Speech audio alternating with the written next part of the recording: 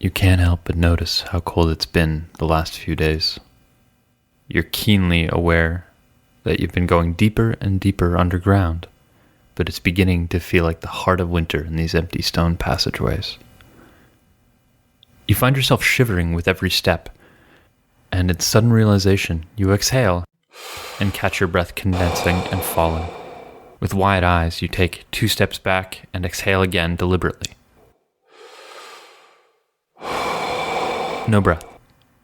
You take 2 quick steps forward, and there it is, your breath falling again. You look over to your friend, and he clutches his holy symbol around his neck. "'Tis an ill omen, friend. We must tread wisely." It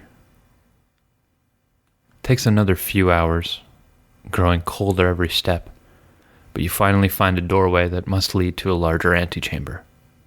This is where you can rest, start a fire, work on restoring some humor to the group. The relief is like a weight coming off your shoulders. That is until you step through the doorway. The chamber is dark. So dark even your dark vision cannot pierce the veil. You reach one hand forward to test the air, but you detect no magic here. Are you this far underground? Have you really walked so deep? And a small portion of light illuminates in an eerie dull orange. And another small portion lights up, which is followed by the sound of something sniffing the air, punctuated with a low, rumbling growl.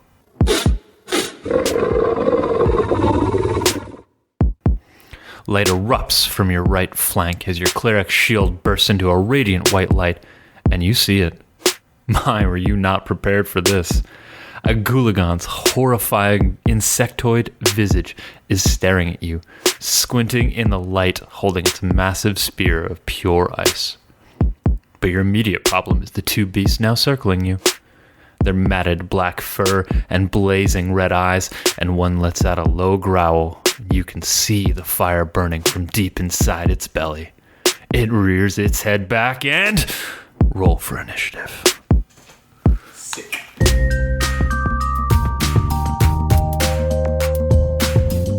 Hey there, creatures, and welcome to Encounter This, a podcast exploration of the creatures from Dungeons & Dragons and the lore that surrounds them.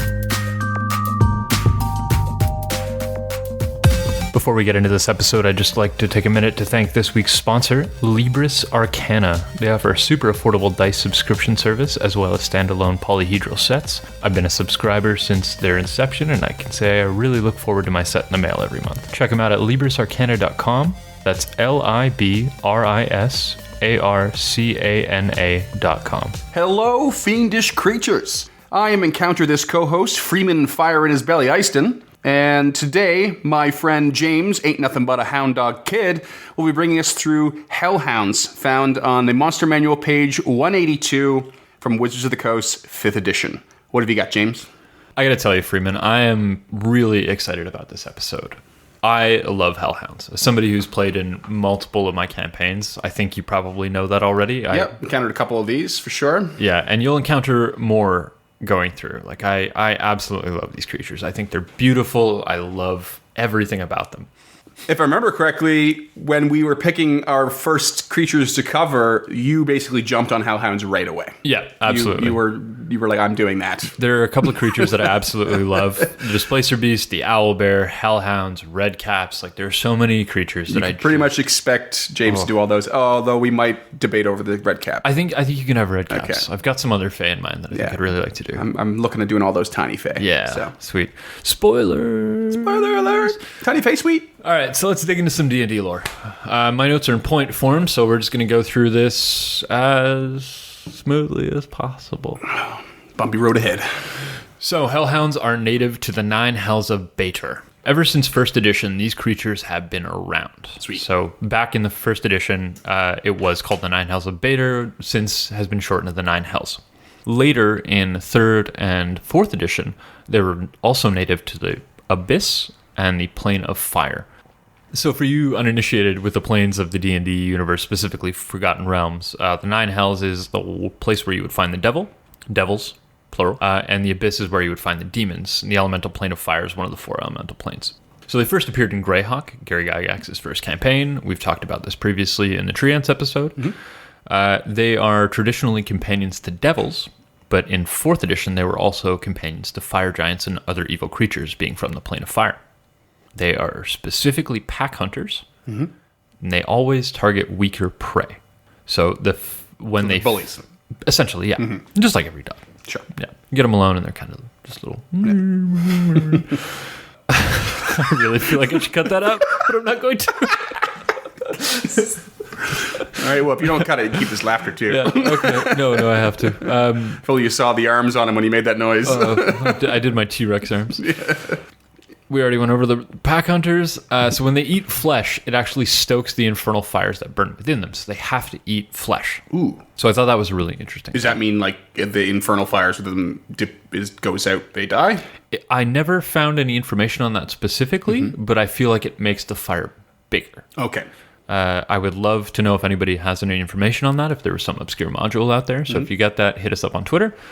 When they die, they erupt into a blaze of embers and are reduced to specks of ash and fur. This is also found through all the editions except for 4th edition, which is going to be the caveat to a lot of these. Okay.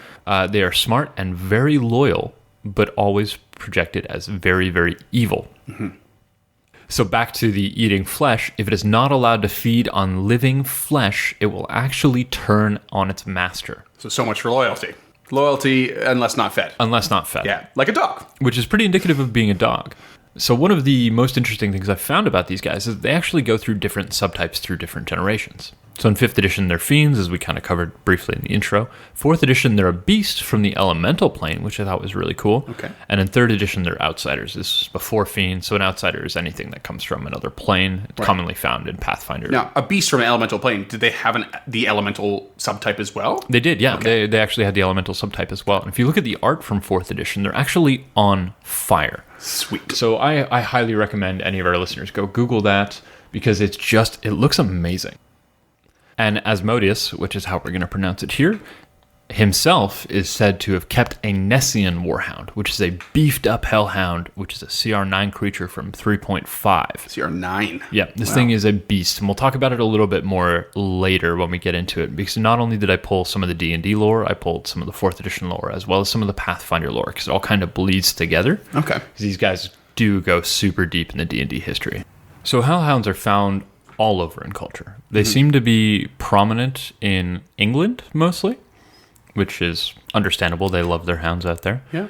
I guess I kind of wouldn't have thought of that right away, though. Like, I just don't think of... I guess, are we talking... I'm sure you'll get into it, maybe, but are we talking, like, Christian England? Or no, we're kind of talking all over the place. Okay. I don't know, just Hellhound, fire. The dog part, I get. The other sort of elements to it, I wouldn't have pictured it as England. I pictured them more of that Roman and Greek mythology. There is definitely a lot in there, and there's initial references to it, but the majority of the references to Hellhound, which we'll probably actually cover in other episodes, Yeth Hound and Shadow Mastiff, and Barghess, a lot of them are found in England. Okay. So they're always depicted as a supernatural dog. So they're often referred to as the heralds of death. They're always a supernatural dog and often ominous in nature.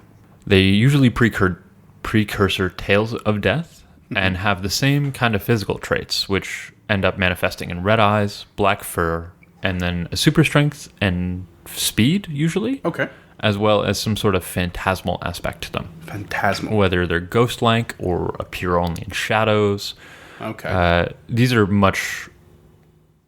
traits are specifically English, the phantasmal trait. Okay. Usually associated with a foul odor, sulfur. Normally, I was going to say sulfur. Yeah. And sometimes they're found as guardians of the dead and the underworld, as well as other burial grounds.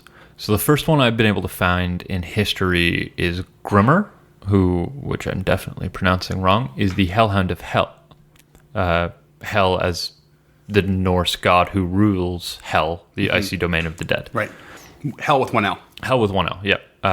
Kate Blanchett played Hela in Thor Ragnarok, which is an interpretation of the goddess Hel. Yeah. So one of the other ones is a Moody Dew, which is... I'm sorry, a what? It's called a Moody Dew. Moody Dew. Yeah. Spelling? Moodeydhoo. A moody doo. Yeah, so it's depicted in a book by G. Walden in 1731 called The History and Description of the Isle of Man. Okay. And it's a phantasmal hound that haunts Castle Peel. Castle Peel? Yeah, and the name apparently means black dog.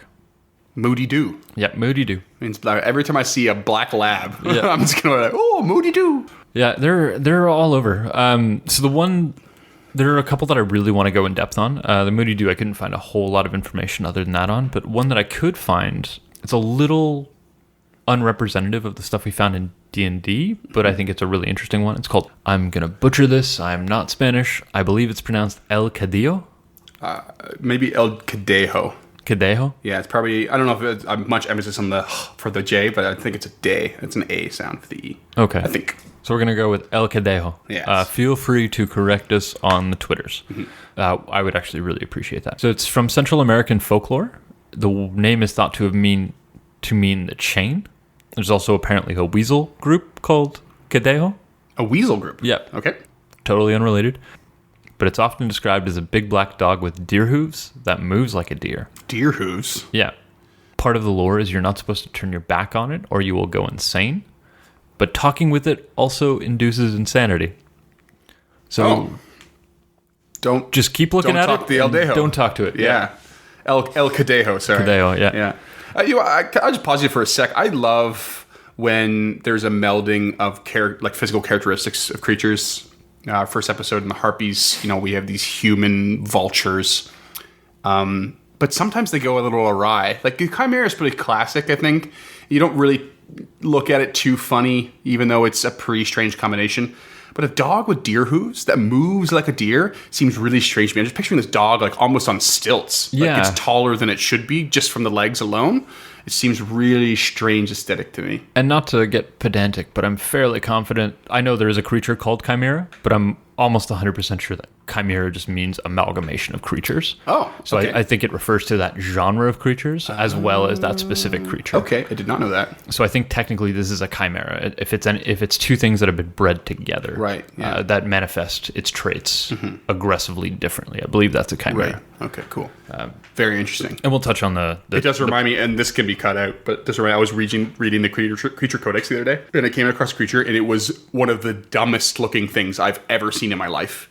And it had like the lion body with the mane and everything, but it's like halfway through where the giant mane is, it ends, and a huge crocodile face is coming in. Oh yeah. And it is the stupidest look. And no offense to the artists, no, or even who created it, but I could not imagine ever using that simply because of how it looks. It's so utterly dumb looking. Is that a type of lamia? Do you remember? I don't remember. Okay. I don't remember. It was a very chimera-esque creature for sure, and I couldn't. I just couldn't. I started to read on it, and I couldn't take any of the lore seriously. It was like this thing, it makes no sense at all. Yeah, I think that's what I like about it. I hated it. I love the idea of using chimeras in like this wizard experiment lab that's gone wrong, trying to breed the perfect creature, and I just have a really hard time entering that into my fantasy world. If we're talking some stupid laboratory, that kind of setting, it can be a wizard's laboratory, or some crazy alchemist. Maybe just rolled a 1 on 2 different transportation circles. Shit. Yeah, I guess. It's tough. It's rough and tough. For sure. But we're going to bring it back to El Cadejo. Yes, please. So there are 2 types. There's the white and the black. The white tends to protect people, and it is said to eat bell-like flowers that grow only on volcanoes. Oh. The black is a malevolent spirit that lures people to make bad choices with glowing red eyes and eats newborn puppies. Jesus. It can also stand on 2 legs, throw punches, and smells of sulfur and urine, and it glitters in the darkness. Oh my God. Now I'm picturing a dog on stilts rearing up with boxing gloves on and just like throwing blows at I you. just keep thinking of a dingo. That's all I've got in my mind is just a dingo on 2 legs. Oh, shit. That's absurd, and I love it. Yeah, so I've actually got one of the lores here. I don't have a source for it, but it's... Where did you get this from? I got this from Wikipedia, so it's probably wrong. But it goes, in the early 1900s, Juan Carlos was a guardian who lived in a thatched house near Los Acros in the country fields near La Aurora in Guatemala. He worked near Paracuya Valle and arrived at his house at midnight. Almost all the time, his wife and small children spend the whole day alone in the middle of the fields. Juan found a white dog when he arrived at his house one day. When he saw the dog coming, it would shake, turn around, and disappear. Juan always tried to follow the dog, but he could never reach him. One day he arrived, and the white dog never moved.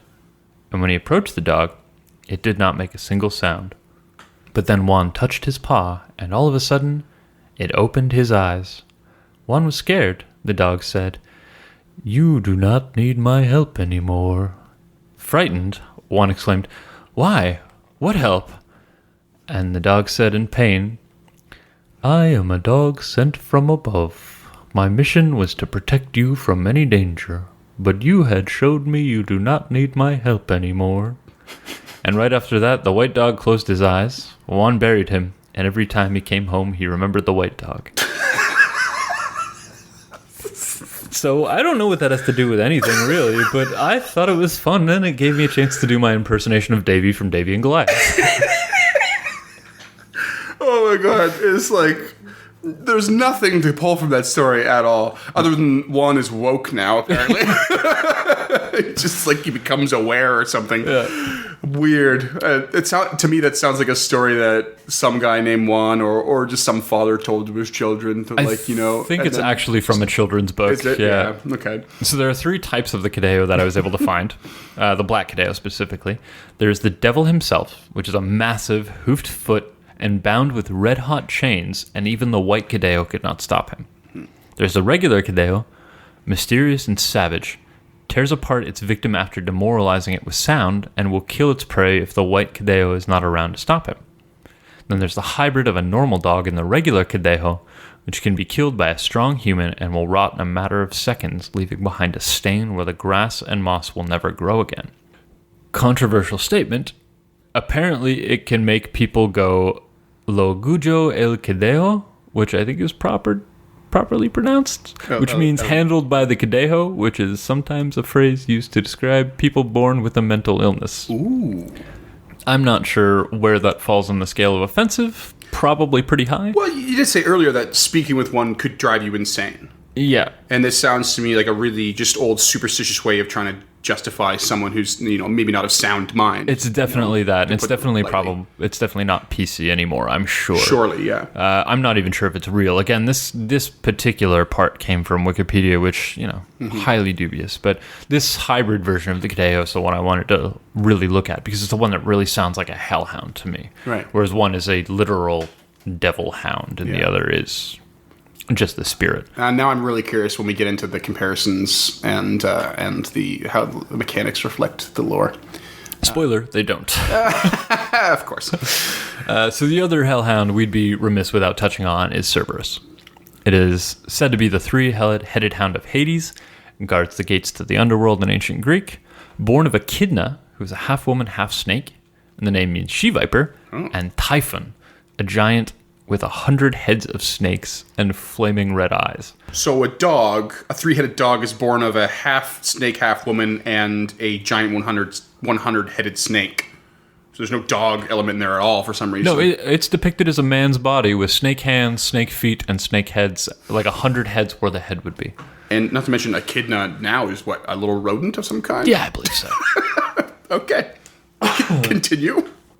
Typhon was the son of Gaia and Tartarus, the Abyss and the Earth. Oh. So Echidna and Typhon also sired Orthus, another giant multi-headed guard dog, and slain by Hercules. Hercule who? And slain by Hercules. And the Lernian Hydra. I think I'm saying that right. Lernian. Yeah. So there's definitely a common theme of just multi-heads in general. Yeah. Not necessarily sticking to the whole genus of species or anything like that. Yeah, so these are hellhounds with a capital hound. Yeah. I won't pretend to know a lot about the genealogy of Greek and Roman mythological creatures and gods, but I wonder if that's a common theme, especially as we explore more creatures that are related to them. If there's just a lot of this person and that person made it and they produce this creature that's doesn't seem to have a whole lot in common with them physically. Honestly, I think it's Hessiod. So so my next point what here... a rogue. So my next point here is our boy Hessiod gave him 100 heads. So Cerberus in Hesiod's depiction had 100 heads. Oh, really? Yeah. Hesiod's going to be my boy from here on out, I think. Like, he's just touched everything. We talked about him in our Harpies episode. We're going to talk about him in this episode. And Cerberus was also the 12th and final labor of Hercules, which was to capture him and bring him to the king of tyrannies. And according to Apollodorus, he literally choked out Cerberus. So in this... Hercules choked out a 3-headed dog. Yeah, so in this depiction, Hercules sleeper holds Cerberus so hard that it passes out. He's got all 3 necks in his arm? He's got all 3 necks in his arm. That's so badass. It's so cool. It's awesome. And other people also refer to him as having done this. I believe it's Hesiod as well, who says he gets to choke him out with his lion head shield. Mm-hmm. But that's essentially how it seems Hercules captured Cerberus. I have to wonder about Hercules and how people view him. I feel like he's such a cliche almost at this point. You just hear about him so often for so many years, and you almost want to roll your eyes at him. But he honestly was really goddamn cool, wasn't he? Yeah. He was just, for all intents and purposes, wanted to be an everyday man, but he had these godlike abilities. Like, I just think he's awesome. Just that alone, just picturing him with the 3 necks in the crook of his arm, like, that is awesome. Choking it out like Lou Ferrigno. Yeah. Yeah, I completely agree with you. Hercules was, as far as I can tell so far in our research, history's first badass. It's a real treat that The Rock got to play him in a movie, even if the movie wasn't particularly good. Yeah. Sorry, Dwayne. Our personal friend Dwayne. Yeah, I've literally seen all of your movies. Like, I literally. You did a marathon not that long ago, didn't you? I did. It was called Between the Rock and a Hard Place, and I watched all of his movies, and I'm working my way through Ballers currently. So hit me up if you're a Rock fan, or I guess if you're not. So the early references... I believe they're called geologists.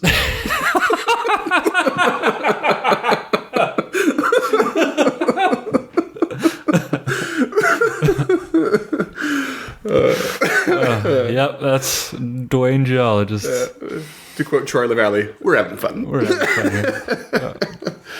So the earliest references to Cerberus are in both Homer's Iliad and Odyssey and Hesiod's Theology, which is thought to have been written between 7 and 8 BC. The earliest depiction of Cerberus is on a Corinthian cup from Argos, somewhere between 590 and 580 BC. Sorry, the earliest depiction of... Cerberus. Cerberus, okay. Yeah. Which is now lost somehow. I don't know how they lost a, for all intents and purposes, million-year-old cup. I don't know how to math. Well, I mean, there is always the Holy Grail. It's been missing for a while. Nope. Just gonna breeze right past that. In 1687, a guy called Johann Hevelius dubbed the Cerberus constellation, which is depicted as a 3-headed snake in Hercules' hand. So he's bringing him to this weird snake place that I'm sure Hesiod talked about. Mm-hmm. And Hevelius, I'm not pronouncing that right, he's also the founder of lunar topography, which I thought was pretty interesting. Ooh. So he invented studying the surface of the moon. Cool. And in 1829, Cerberus was a name given to a genus of Asian snakes, commonly called dog-faced water snakes, by George Cuvier. I have to see a picture of this now. Yeah, they really don't look a whole lot like dogs. That's disappointing. But our boy Cuvier pretty much invented the idea of mass extinction, much to the chagrin of Darwin. So I thought that was really neat and wanted to include that. Darwin was not a believer in the mass extinction, but Cuvier was a real pioneer in that field. What a guy. Throw out some other ones here. The Hell Hound and the Quinawen. That's Welsh, everyone. Impossible to pronounce. Butcher of Welsh. We'll do a full episode on them and cover in an episode on Hell Hounds.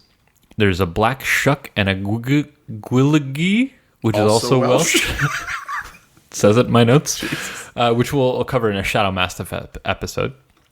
But honorable mentions, we'll give a shout out to the Kirkgrim, which is a Swedish hellhound, Gjötrash, which is a North England hellhound, Black Dog of Booley from the Channel Islands, and the Dip, which is a Catalan myth. Okay. So good number. Yeah, there's a lot. They really appear all over the place, mostly in Western culture. I didn't find a whole lot in Eastern culture. Mm-hmm. But they seem to revere dogs in a different way. They tend to be more like temple guardians, and which I'm sure we'll cover in a different episode altogether.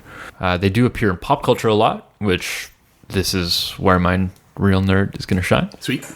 I've included a lot of references, so we're just going to fly through them here. We're already rolling on 30 minutes. So Samael in Ron Perlman's Hellboy, played by Brian Steele.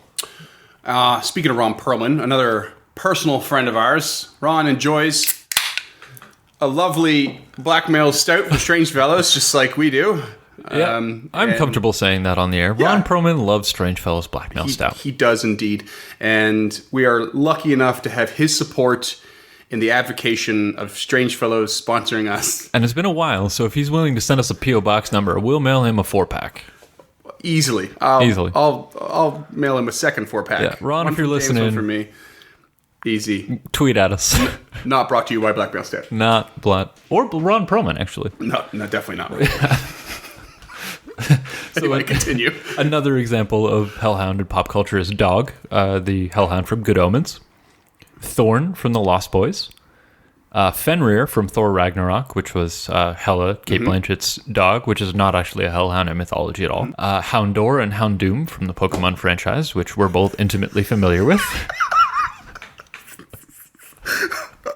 Okay, you're stretching it now. No, I shit you not. These are all cited. They're definitely hellhounds. Are they? Okay. Yeah. Cited where? Wikipedia. On the Wikipedia you said was so reliable earlier. Yeah. Okay, I mean, look at look at Houndour. Right. Like they're from Johto. You should remember this. They're found all over video games, in almost every Elder Scrolls game. They're in Fire Emblem. Cerberus specifically is in Final Fantasy. The Witcher, Ogre Battle, and obviously D&D games, Eye of the Beholder, Neverwinter Nights, etc., etc. Sure. They're also found in the book Dr. Faustus by Thomas Mann, which is a great read if anybody hasn't read it yet. They play a big role in A Dirty Job by Christopher Moore, also a personal friend of the podcast. Definitely not a personal friend of the podcast. We don't have any personal friends. Yeah. And my personal favorite Hell Hound of all time, which is the Hell Hound in the Hounds of Baskerville by Sir Arthur Conan Doyle. Despite the period racism. Yeah, despite the period racism. Yeah. So there are a lot of differences between Hellhounds in culture and Hellhounds in Dungeons & Dragons. The first being that the Hellhound in culture is an umbrella term, essentially. So it covers all these things. The Sioux and Anne, the Shadow Mastiff, the Yeth-Hound, even the Bard Guest, which we'll cover in, I'm sure, the Goblin episode. It covers Cerberus. It covers all of these things. I will give a bit of a sneak peek ahead. I'm doing Ettins next, and there has been a lot of umbrella terms surrounding that, and I found a lot of connections in, like, especially in an etymological sense to other creatures, including, you mentioned earlier, the Barghest and stuff. There's a lot of umbrella terms when it comes to etymology with a lot of creatures so far that I've searched, ahead of time. So I feel like that's going to be a common theme in some of the things that we research. I think they'll take umbrella terms and names for the actual creatures. So, as I'm sure some of you are aware, Shadow Mastiff is a real creature in D&D. Yeth-Hound, Barghest, they're all real creatures in the 5e books, whether it be in Vol's Guide to Monsters or the Monster Manual. I don't think any of those creatures are found in Mordenkainen's Tome of Foes. Then they take the umbrella term, which is Hellhound, and turn that into a creature as well. Right, yeah. But again, Hellhound has a legacy, whereas Barghest has kind of a legacy. Yeth-Hound has kind of a legacy. Shadow Mastiff, I wasn't able to find a legacy on. Hellhounds go direct. There's a direct line from Hellhounds back to Gary Gygax, which I thought was really cool. Sweet. So in D&D now we find really an emphasis on fire and the fire breath mechanic, which the creature really heavily relies on. And the size is actually also very different. They're usually depicted in history as large or even huge creatures, oftentimes multi-headed. So Cerberus specifically is often depicted as 2-headed, if not 3-headed, if not apparently 100-headed, sometimes maybe a snake. And they're always intelligent in pop culture. They're never stupid. And they're also rarely depicted in packs, which is counterintuitive to almost everything we've learned about them from the Dungeons & Dragons mythos. Huh. Okay. So, yeah. As far as I can tell, the only things that add up to the 5e mythos specifically is the iconography, the black fur, the red eyes, the hellish odor. Those are the only things that really fall in line with pop culture.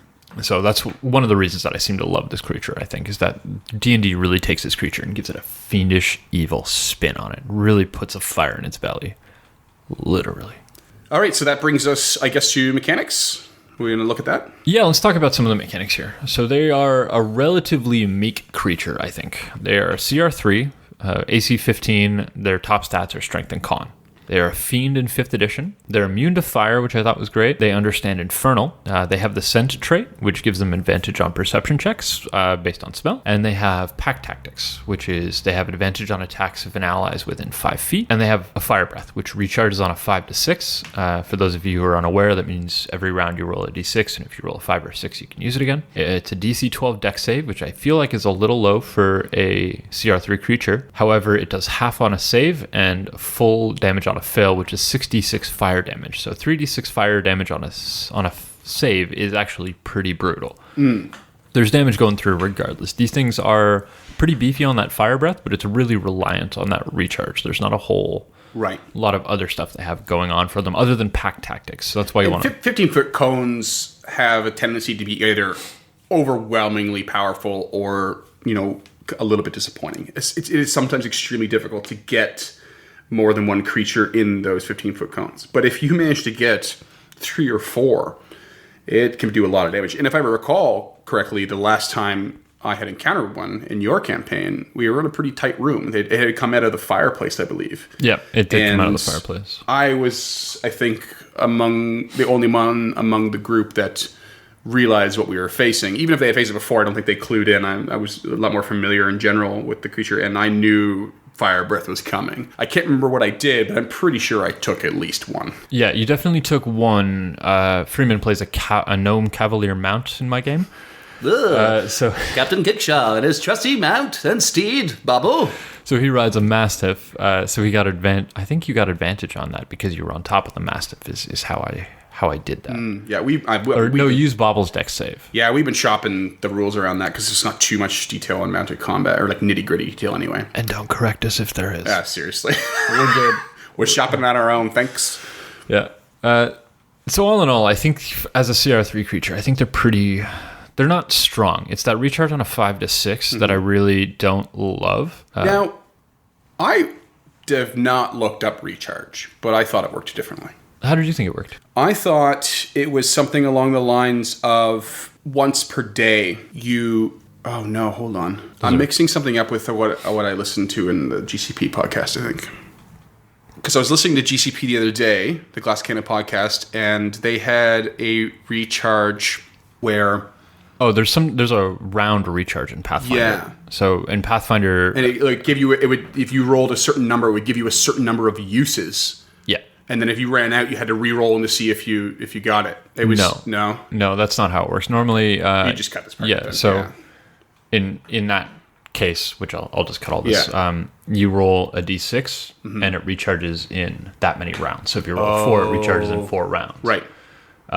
Whereas in 5e, it recharges on a 5 or 6. Yeah. So if you roll a d6, you roll a 5, it recharges. I know where I mixed up in my head now because their debate was, I thought it was connected to this, but it was something different because they were debating. It was like, oh, I rolled a 1, so I can use it right now. Like, no, you have to wait one more round. Yeah. Otherwise, it's a minimum 1. You're do it every time. Yeah, minimum 1 round. Yeah.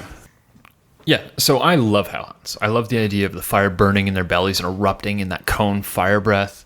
I love the iconography. I love the imagery. If you look back at 1st edition, 2nd edition, 3rd, 3.5, Pathfinder, 5th edition, I really love. And I especially want you guys to go out and take a look at that 4th edition art because it's literally like a flaming dog wearing a skull. It looks amazing. It's a really interesting take on it.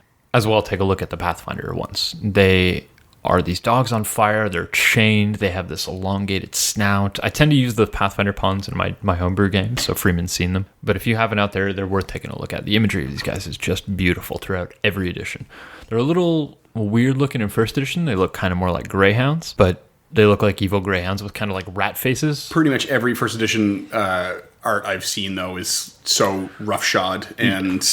not representative of what we currently are using, especially in a visual aspect. Absolutely. Normally, this is where I talk about where they fit into my homebrew world, but I'm not going to do that this time because they will spoil some of the campaign coming up for Freeman and Pascal and Becky and Jess and Lee, and if any of those people actually listen, but more importantly for Freeman. Yeah, and hopefully later on down the road, should we find ourselves with the opportunity of revisiting some of these creatures from a different perspective, and different angle, maybe some of you guys will remember that James would like to talk about this when it's more freely spoiler-free. Freely spoiler-free. It's not fair to spoil the game for Freeman just to include this part of the show. I'm people too. Yeah, but tell me about your world. Tell me about your Hell Hounds. So Hell Hounds for me, I've never really got them in there. I very much had considered at some point making them part of the elemental plane of fire, though, very briefly, and I didn't really remember that until you had brought up the fact that they were part of the elemental plane of fire in 4th edition. But I never really fleshed it out. In my world, the elemental planes have a very significant place. If they are to be connected in there, they would not be known to the world, and should they spill into the material plane, it would be quite the event.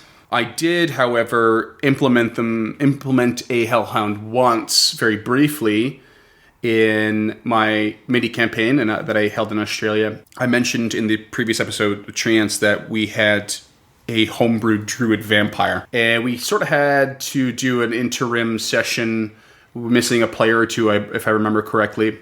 And basically, the druid had managed to drink the blood of his vampire progenitor and was basically passed out for a few days. And while he was passed out, these demonic creatures were descending upon him out of nowhere, and his teammates had to sit there and defend him. And one of them was, in fact, a Hell Hound. There was also a Nightmare, which we'll eventually get to, and I honestly can't remember what the other two were. I was actually researching just this morning before we recorded this to try and figure what they were, but for some reason I don't have them written down anywhere that I could find. And if there was a very specific reason behind it, I had an idea in mind that I could not find the details for, but there was a spell that I was homebrewing among many for this druid vampire that involved, I want to say it was the Conjure Elemental spell that I was changing over and allowing him, instead of summoning 4 elementals, he would summon 4 different types of fiends or demons. Okay. And those 4 different types were coming at him while he was like in a nightmare state, unconscious, and his friends were defending it. And as long as they were defeated, he was going to survive and then later on learn to summon these creatures. So it was a really deep home brew. I'm sure I have the details somewhere, but that was about the only time I really implemented them. And it wasn't really anything to do with the Hellhound lore or even their abilities. It was more surrounding this dark version of a druid, essentially. Oh, I like that a lot. Yeah. I actually wrote down a couple of ideas for sticking them into a homebrew world. And the first one is that could be like a scion of the plane of fire. So if the plane is open, they're guardians to that portal. Sure, This is an idea that I'm probably going to come back to here and there. I like the idea of planers being interconnected. Yep. I also have the idea written down that maybe it's what happens when you corrupt a wolf. So if an evil character gets like a wolf familiar, so if you do an all evil campaign, one of the rangers grabs a wolf companion or a wizard grabs a wolf familiar, maybe that's just a hellhound. Do you recall the definition of a fiend? Because they are fiends, correct? They are fiends, yeah. I do not recall it offhand. I'm wondering about that. Corrupting, is fiend fall under the corruption of something? I don't necessarily mean mechanically, but I'm sure. Write in, listeners. Tell us. There's your engagement for the day. There you go. Let us know how you think Hellhounds can be created through the corruption of evil magics. Yeah, and do you have any ideas to homebrew these guys? To make them bigger, badder, to make them a little weaker, anything like that? Off the top of my head, not really. Long pause. No, that's fair. Again, I've got a lot more experience with these guys. So yeah, I guess this is just definitely one of those creatures I thought was cool, but just never really put too much thought into. It did nothing about what I recall reading about them, and especially in the 5e lore, struck me or inspired me to go write something around them. That being said, it's been a long time since I actually read it, so maybe if I go back now, something would strike me. But. Well, that's why you got me, because I took a deep dive on these guys when I was doing this research. Sweet. So if you want to homebrew these guys, I think the best way is to up their con and up their dex. If you want to get real nasty, up the strength. That could just easily change the CR. One of the best templates I think you could find is the Nessian Hound, which is an actual creature that appeared in 3.5, but it's a little bit easier to find the stat block from the one from Pathfinder. So if you remember, that's the hounds that Asmodeus has. Those are his hounds. Mm-hmm. I think a fun way to up the CR just real quick is to have the breath weapon recharge sooner. And if you're going to use these guys in combat, use that breath weapon with absolute abandon. Be merciless with it. It's such a brutal thing, and I find that I tend to underuse it because I want my players to stay alive. Also, there is an extra Hellhound in the 4th edition monster manual. It's called the Firebred Hellhound. So it has an ability called Fiery Burst, sorry. It is a DC 18 dex save if you're within 5 feet of it, and it takes 4d10 plus 7 fire damage. And what CR is that creature? I don't have it on hand, but I imagine it's a 6 or a 9. Yeah, it's got to be higher than 3, that's for sure. It might even be an 11. Wow.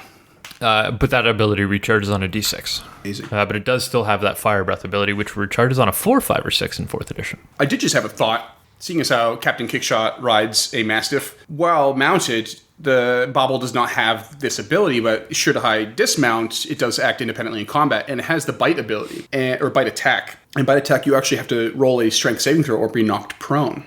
So it's sort of like the dog coming, getting up on you with its front paws and getting like a bite in there. Like a pounce, yeah.